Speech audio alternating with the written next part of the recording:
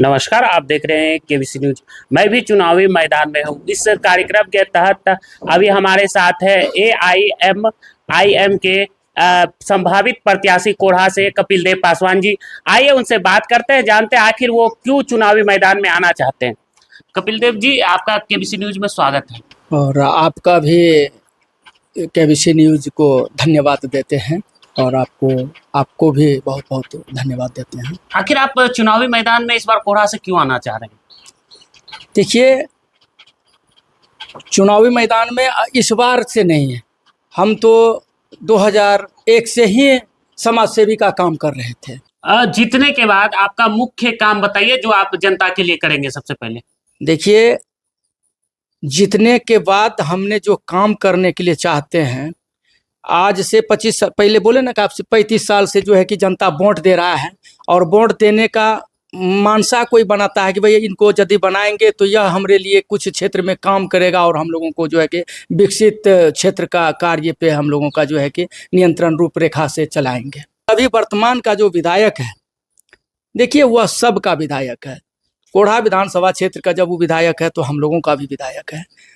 हम लोग भी उनको वोट दे करके विधायक बनाए हुए थे, लेकिन विधायक बनाने के पश्चात वह जो है कोढ़ा विधानसभा क्षेत्र के जनता से आज तक मिलने का कोई कार्य नहीं किया। नहीं तो गरीब से मिलने के लिए आया, नहीं वह मतदाता से मिलने आया, नहीं कोई कार्य रूपेण कोई कार्य का प्रगति लेकर के बताने आया कि यह काम हम कर रहे हैं या यह काम ऐसे करवाना है, यह काम अपना कोढ़ा विधानसभा क्षेत्र में आप लोगों के लिए इतना का काम है, इतना का लागत से जो है कि काम होता है या किया जाना चाह रहे हैं, यह जो है कि वह आज तक किसी को बताने के लिए नहीं आया।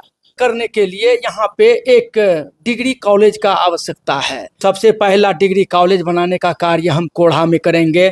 हम 500 बेड का हॉस्पिटल बनवाने का कार्य करने के लिए तत्पर रहेंगे। इसलिए करके यदि हम जनता हमारा गार्जियन है, जनता मेरा मालिक है, यदि हमें चुन के लाता है तो मखाना बोर्ड यानी मखाना उद्योग लगाने का कार्य हमने करने का निर्णय लिए हैं। कहते हैं कि कोढ़ा विधानसभा क्षेत्र में सबसे पहला एक स्टेडियम का निर्माण होना चाहिए और हम यदि आते हैं तो तीसरा नंबर में स्टेडियम बनाने का कार्य करेंगे।